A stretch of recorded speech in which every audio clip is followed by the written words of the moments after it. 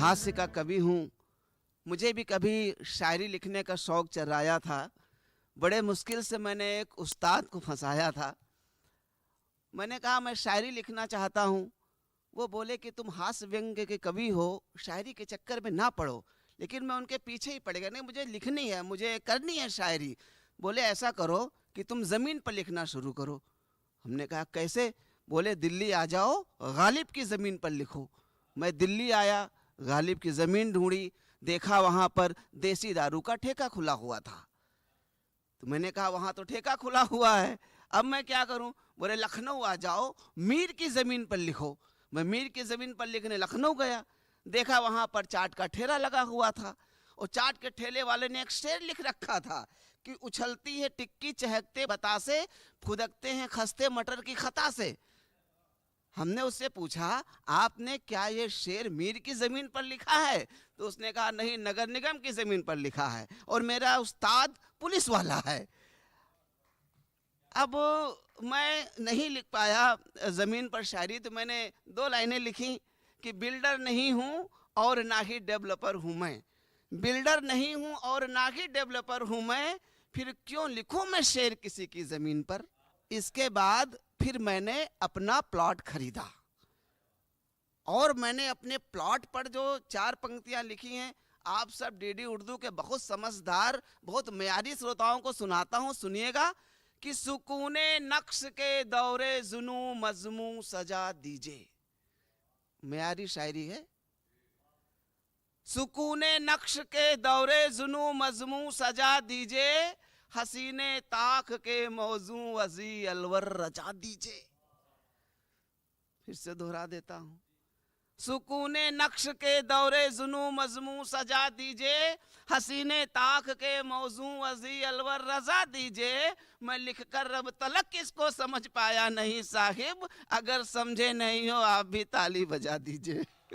हम लिख के नहीं समझ पाए, आप सुन के नहीं समझ पाए, लेकिन ताली आपने बराबर बजाई। आजकल हिंदुस्तान के बिल्कुल यही हालात हैं। आइए आपको छोटे छोटे व्यंग सुनाता हूँ। पहले सुनिए कि मैं भी बड़ी अच्छी अच्छी शायरी होती है डीडी उर्दू के इस शो में, कि आई है वो जीवन में एक तूफान की तरह। यहाँ मैं सुनता रहता हूँ बहार की तरह, लेकिन शादीशुदा लोगों से पूछिए वो आती कैसे है। आई है वो जीवन में एक तूफान की तरह, फेंका है लब का वायरस वुहान की तरह। और संयम के सब औजार धरे के धरे रहे, और कब्जा किया है दिल पे तालिबान की तरह। कब्जा किया है दिल पे तालिबान की तरह। और 4 लाइनें सुनिए। वादे हमारे सारे स्पैम हो गए, नए जमाने की शायरी है। वादे हमारे सारे स्पैम हो गए, उसने तो किसी गैर को एड्रेस दे दिया, और बनाया था मुझे उसने जिंदगी का एडमिन, और चुपके से किसी और को एक्सेस दे दिया। आजकल यही हो रहा है। मैं आपको एक व्यंग्य की कविता सुनाता हूँ, मुकम्मल व्यंग्य की कविता, कि बहुत याद आते हैं दोनों बेचारे, बहुत याद आते हैं दोनों बेचारे, वो शर्मा तिवारी मोहब्बत के मारे। वो दोनों ही थे एक से प्यार करते, that was a triangular love story. वो दोनों ही थे एक से प्यार करते, उसी के तसव्वुर में जीते और मरते। वो दोनों पढ़ाई से उबे हुए थे, मोहब्बत की दरिया में डूबे हुए थे। शर्मा ने उसको मोबाइल दिलाया, तिवारी ने था उसका टॉपअप कराया। वो दोनों के बाइक पे खूब बैठती थी, और दोनों से ही गिफ्ट खूब बैठती थी। फिर एक दिन गिरा करके बिजली गई वो, फिर एक दिन गिरा करके बिजली गई वो, किसी तीसरे की थी दुल्हन हुई वो। लगा करके माथे पे सिंदूर आई, बोली कि कैसे हो ओ शर्मा भाई।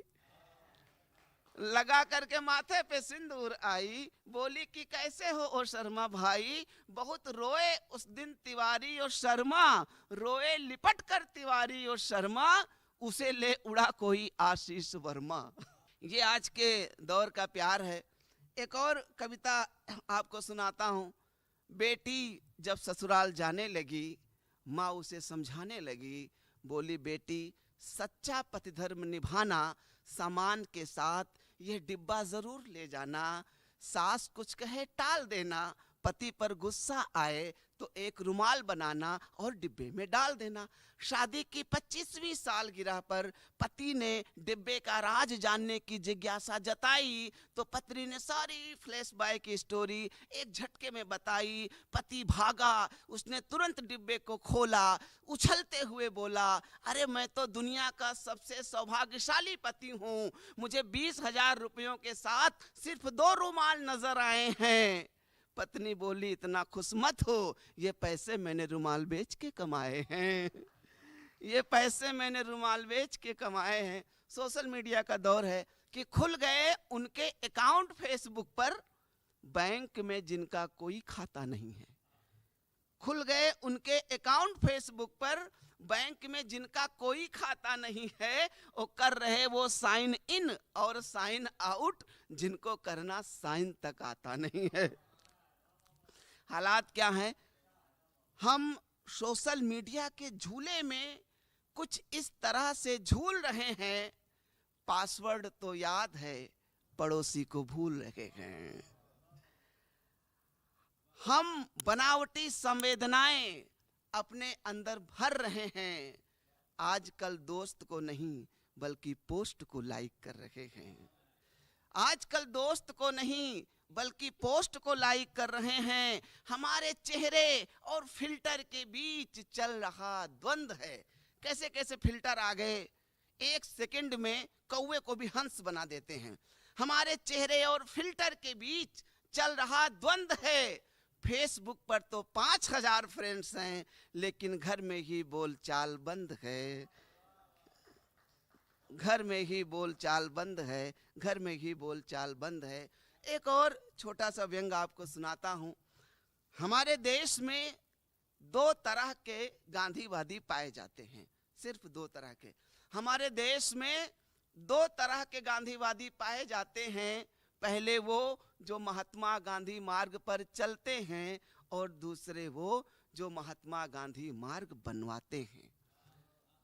मैंने मार्ग बनवाने वाले से पूछा, ये कैसा गांधी मार्ग है जहां सीवर खुला है, पानी बह रहा है, सड़क खुदी है, उस पर रोड़े ही रोड़े हैं। वो बोले, गांधी के पथ पर चलना आसान थोड़े है। आजकल रुपया बहुत गिर रहा है, समझ में नहीं आता कि आखिर गिरता कहाँ है। जैसे कहीं गिर रहा हो तो हम चले जाएं, उसको भर लें झोला लेकर के, लेकिन हम लोग अखबारों में पढ़ते रहते हैं, टीवी पे सुनते रहते हैं, रुपया गिर रहा है।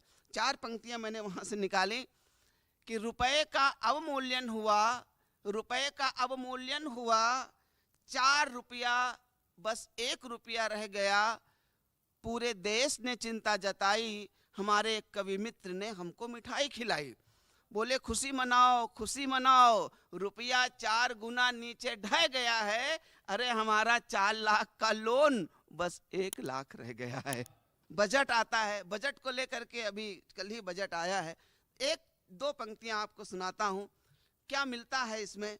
गरीबों को मिली सब्सिडी, अमीरों को रिबेट। गरीबों को मिली सब्सिडी, अमीरों को रिबेट। मिडिल क्लास तुम टीवी देखो, तुमको मिली डिबेट। मिडिल क्लास तुम टीवी देखो, तुमको मिली डिबेट। बहुत धन्यवाद।